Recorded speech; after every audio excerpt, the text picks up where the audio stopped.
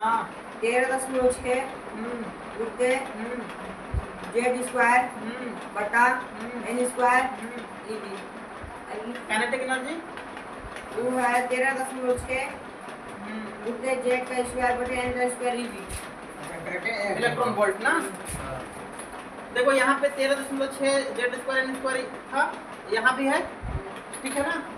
तो अच्छा इसको प्लस करना है ना, इसमें से क्या कॉमन आ जाएगा ना, गुणा कर देंगे 13 दूना 26 से हो जाता है, 6 दूना 12 27.2 आता है कि नहीं। और इसमें से हम क्या करेंगे, इसको घटाना है, सीधी बात है, इसका 2 गुना ये है, तो इसमें से इसको घटाएंगे तो कितना आएगा 13.6, और बड़ी संख्या माइनस में है तो माइनस में लिखेंगे इसको 13.6 into Z square N square electron volt. बस ये आगे तुम्हारा टोटल एनर्जी। ये किसका टोटल एनर्जी है, जो इलेक्ट्रॉन परमाणु में नाभिक के चारों घूम रहा है उसका। क्या है ये, बन गया सर, वो बंद रहेगा, अब हो रहा है रिकॉर्ड। पहला स्क्रीन में 24 घंटा चलेगा तो खत्म ना हो चार्ज, इसलिए बंद हो जाएगा।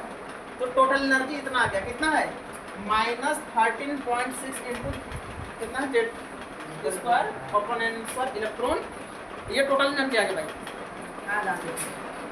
देखो हाइड्रोजन परमाणु के लिए, ठीक है ना, इसके लिए हाइड्रोजन परमाणु के लिए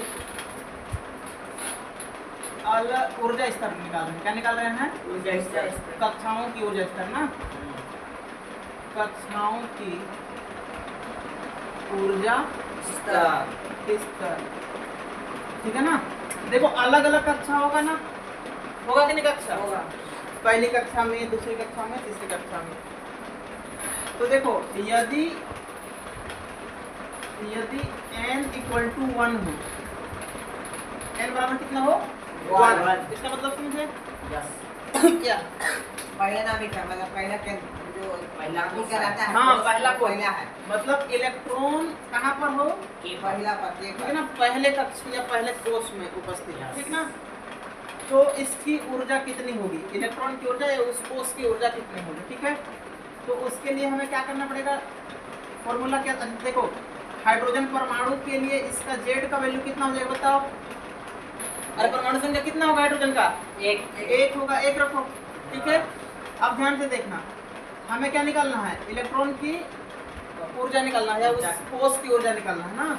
तो ऊर्जा के लिए सूत्र क्या था हमारे पास, एनर्जी के लिए सूत्र क्या था, देखो एनर्जी का ये सूत्र है, अभी तो निकाले थे ना, -13.6 multiply Z square upon N square electron volt, ठीक है ना। एन का वैल्यू कितना है 1 है, तो हम 1 रखेंगे, ठीक है। -13.6 जेड क्या है, परमाणु संख्या। देखो हाइड्रोजन की जगह पे हम कोई और भी रख सकते हैं ना, तो यहाँ पर उसका परमाणु संख्या लिखते हैं। तो यहाँ पे हाइड्रोजन है तो इसका परमाणु संख्या कितना 1 का स्क्वायर, ठीक है। एन कितना है पहले को, उसके लिए इलेक्ट्रॉन वोल्ट। देखो अब इसका कुछ भी करो तो एक ही आता है कि नहीं, तो आया कितना 13.6 इलेक्ट्रॉन वोल्ट, याद रहेगा कि नहीं। ये पहली कोष या कक्षा की एनर्जी है।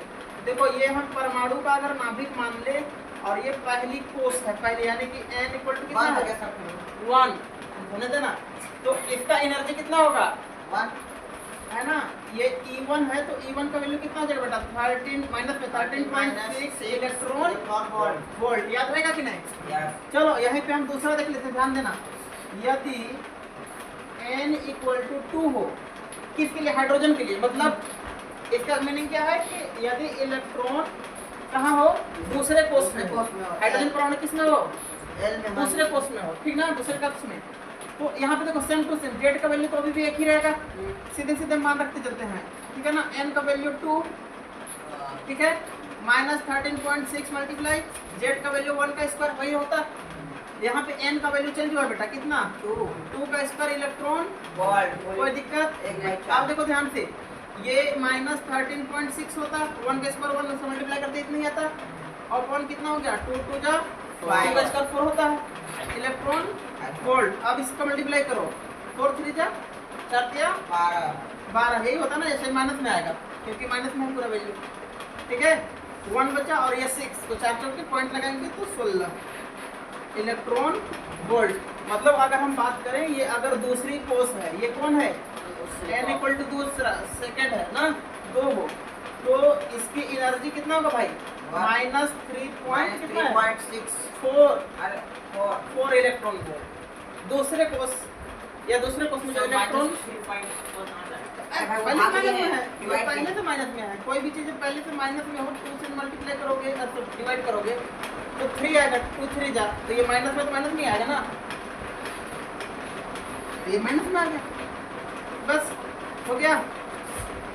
नेक्स्ट, यदि n इक्वल टू कितना हो, है कि नहीं, अब परमाणु यही अगर ये चेंज हो जाएगा ना तो सब चेंज हो जाएगा।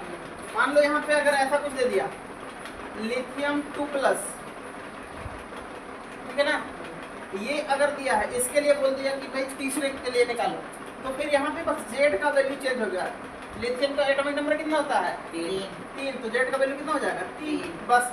तो ऊपर में हम 3 रखेंगे, बस इतना सा फर्क होगा, बना लेंगे। लेकिन हम लोग किसका निकाल रहे हैं, हाइड्रोजन का। एक बस बता रहा हूँ भी, तो यहाँ पे रखो P3 n के स्थान पर इक्वल टू कितना हो जाएगा, माइनस 13.6। इसको तो याद रखना है सीधे सीधे, 3 का स्क्वायर इलेक्ट्रॉन, ठीक है, कितना आ जाएगा, माइनस 13.6 ही रहता, 3 जा, पता कि नहीं, 9 से इसको डिवाइड करो भाई, ठीक है, 9 1 जा 9, माइनस में आता पॉइंट, पता कि नहीं, नहीं पता, 3 बचा ना, हैं,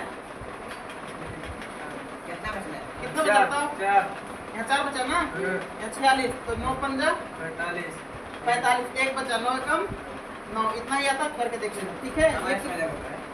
अरे डिवाइड नहीं करने आ रहा है, डिवाइड नहीं करने आ रहा है सर, पूरा करके देख, आने आएगा, लेकिन तब वो कट नहीं रहा है पूरा।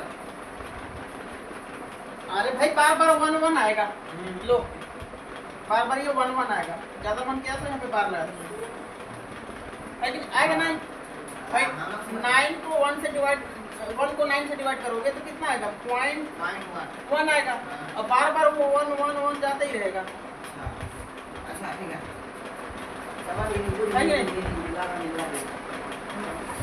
ठीक है।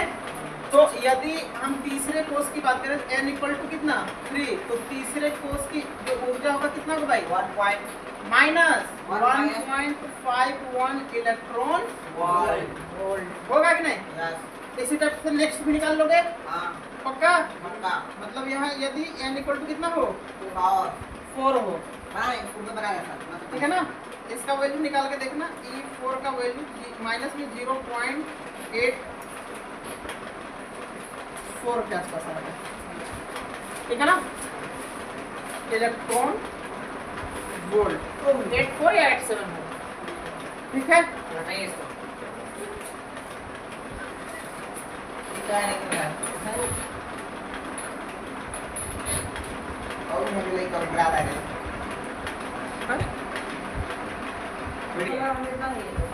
देखो इधर देखो, अरे इधर देखो, देखना ध्यान से ना, यदि n इक्वल टू इनफाइनाइट ले लें, मतलब ऊर्जा, तो इसकी एनर्जी निकालो, कितना आ जाता है, माइनस 13.61 का स्क्वायर, और n का वैल्यू कितना है, इनफाइनाइट है ना। देखो किसी भी नंबर को इनफाइनाइट से डिवाइड करोगे तो 0 आता है, कितना आता है, 0, तो ये वैल्यू 0 हो जाएगा, 0 से मल्टीप्लाई करोगे तो टोटल वैल्यू कितना आ जाएगा, 0 आएगा कि नहीं, है ना। तो ये सब एकदम अंतिम कोष की बात करोगे ना, या अनंत दूर चले जाओगे नाभिक से, तो उसकी ऊर्जा क्या हो जाएगी, 0 हो जाएगा, क्योंकि देख रहे हो नाभिक से, जैसे देखो नाभिक के पास जो इलेक्ट्रॉन है या कोष है, उसकी ऊर्जा कितना, माइनस 13.6, उसके बाद देखो ऊर्जा क्या हो गया है, बढ़ते गया है थोड़ा थोड़ा,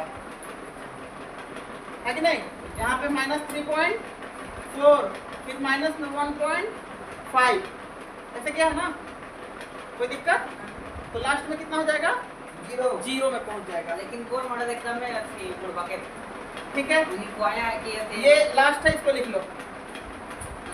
हाँ,